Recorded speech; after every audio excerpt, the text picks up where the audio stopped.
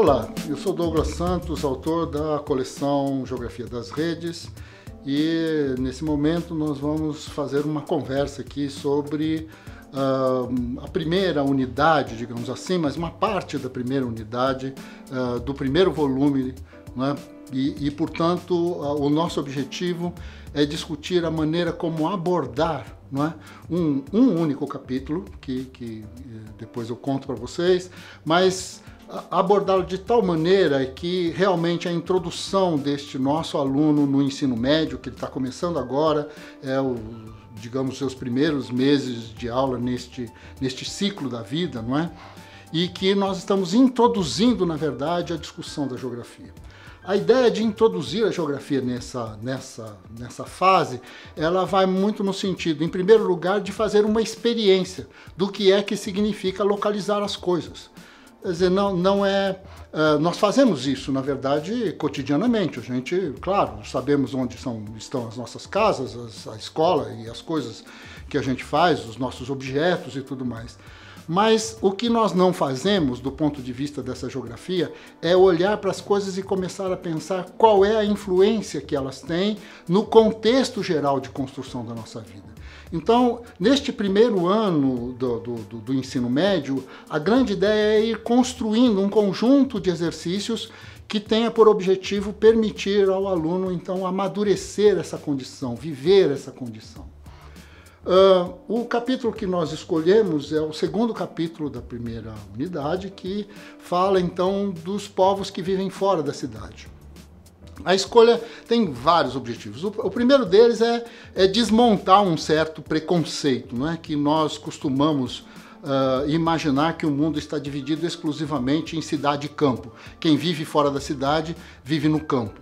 O que nós deixamos aí para trás é o fato de que existem pessoas que vivem na cidade, existem pessoas que vivem no campo, existem pessoas que vivem em aldeias, existem populações indígenas, e uma aldeia não é campo nem cidade, até porque tudo que acontece, não é, acontece em torno da própria aldeia. São outras relações, são outras sociedades, outras maneiras de viver, outras geografias, não é? Então, pensar o mundo em duas partes é pensar o mundo de uma forma incorreta, porque ele não tem somente essa localização. Além do mais, nós temos populações, no caso do Brasil, por exemplo, é muito fácil de se encontrar as populações ribeirinhas lá no Amazonas ou no Tapajós, e são populações que vivem praticamente voltadas para a coleta, para a pesca, e não são necessariamente indígenas, porque são descendentes da cultura europeia, mas de qualquer maneira ali não é uma cidade nem um campo propriamente dito. Enquanto que o campo também tem uma diversidade imensa. Existem campos onde a produção é única e exclusivamente para a pessoa poder sobreviver. Existe o campo onde a maquinaria é altamente sofisticada, a tecnologia é altamente sofisticada, e o objetivo é o grande mercado mundial, produzindo carne, produzindo soja, produzindo cana-de-açúcar, produzindo álcool, bom, produzindo uma série de coisas que, de alguma maneira, elas bancam o mercado mundial.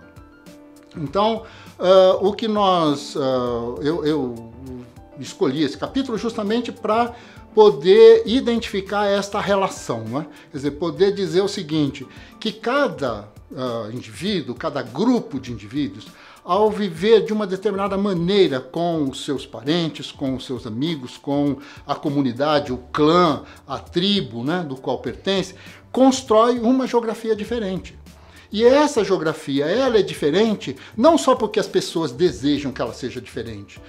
Viver na parte superior de uma montanha, na encosta de uma montanha, e viver na floresta amazônica, ou ser um povo nômade no deserto do Saara, ou viver na floresta do Congo, ou numa cidade como Nova York, seja lá onde for, essas relações, essa vida, essa dinâmica, elas são muito diferentes.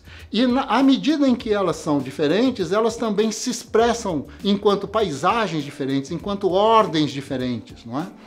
Então, a escolha desse capítulo é muito no sentido de fazer o contraponto. O que nós temos a intenção neste momento, não é identificar pela cartografia, pelos gráficos, quem são essas sociedades, essas pessoas que estão fora das cidades e como elas se organizam. Claro que dentro do capítulo não existe todos os exemplos, digamos, que existem no mundo com relação a isso. Somente na Índia nós temos algo em torno de mais de 200 ou 300 culturas diferentes, né? No Brasil se fala 230 línguas diferentes. Nos Estados Unidos se tem N povos também diferentes, vivendo de maneira diferente. O caso da Ásia, então, nem se fale. Então, cada um desses lugares tem os seus exemplos. O objetivo do capítulo é mostrar que existem diferenças. Nesse sentido, então, eu gostaria de propor a vocês que dessem uma olhada, não é, no gráfico que existe na página 34 e 35, e neste gráfico vocês vão ver, então, essas diferenças, a distribuição dessas pessoas, desses tipos, né, de sociedades pelo mundo.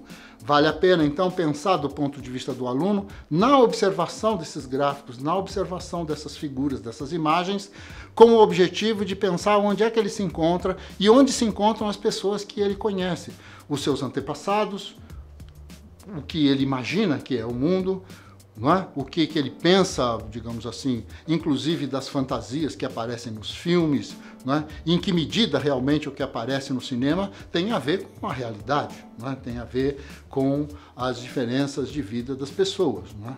Então, acho que seria um exercício bastante interessante e que, de alguma maneira, faz a ligação entre o início do livro, o primeiro capítulo, que é a vida nas cidades, e o restante, não é, desses capítulos que compõem o primeiro bimestre.